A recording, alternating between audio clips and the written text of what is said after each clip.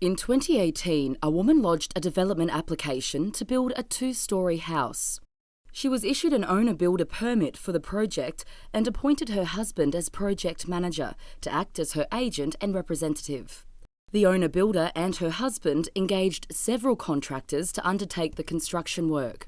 Over the next 6 months, the house was partially constructed with the internal timber frames completed, ready for internal finishes to be installed. One morning, 3 workers from an air conditioning contractor attended the site to assess what work still needed to be done.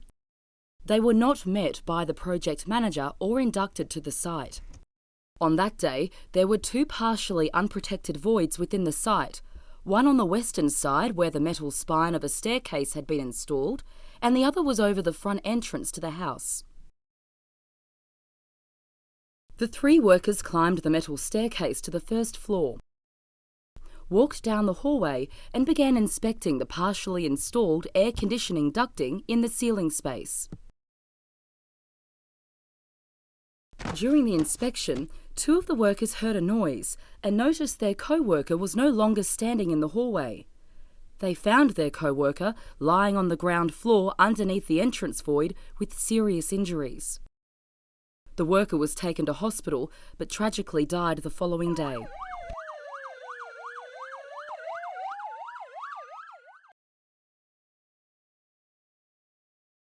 At the time of the incident, the metal spine of the staircase had been installed. Access to the first floor was via the internal, partially completed stairs. There were no treads or guardrails, and the first floor edge, measuring 2.5 metres wide, was unprotected. At the entrance of the dwelling, there was another void measuring 1.2 metres wide.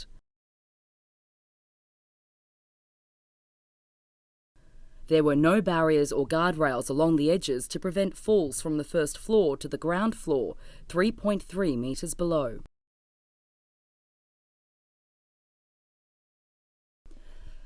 An investigation into the incident identified that the owner-builder failed to prepare and implement a safety management plan for the project. Inspect the site prior to work being conducted to make sure voids were adequately covered or edge protection was installed. Ensure workers at the site were provided with safety information and instructions specific to the site, or communicate to the workers that there was a risk of falls from heights due to unprotected edges and voids.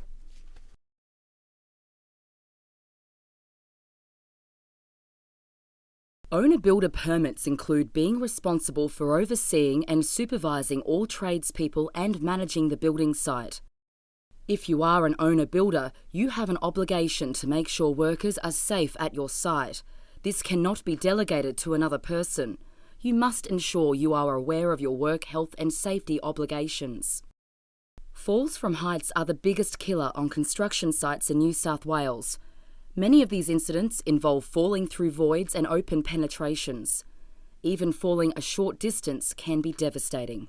You must implement reasonably practicable control measures to manage the risks associated with falls through voids or penetrations. Make sure work is planned so fixed covers and edge protection are installed by a competent person as soon as a void or penetration is created. Voids and penetrations that will not be used for access have a clearly marked and secured cover that cannot be dislodged and is structurally suitable for the purpose. The area is clearly highlighted and all workers are aware of the void or penetration. If the void is used to access another level, consider using temporary stairs. If using a ladder, make sure the ladder is secure and extends 1 metre past the landing point, and guardrails are installed around large voids or voids used for temporary access. To help you understand your obligations, guidance is available from the Code of Practice, Managing the Risk of Falls at Workplaces, Code of Practice, Managing the Risk of Falls in Housing Construction, and Code of Practice, Construction Work. This guidance and more information is available at safework.newsouthwales.gov.au.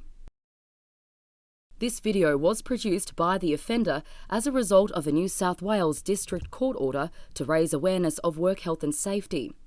It was developed in consultation with SafeWork New South Wales.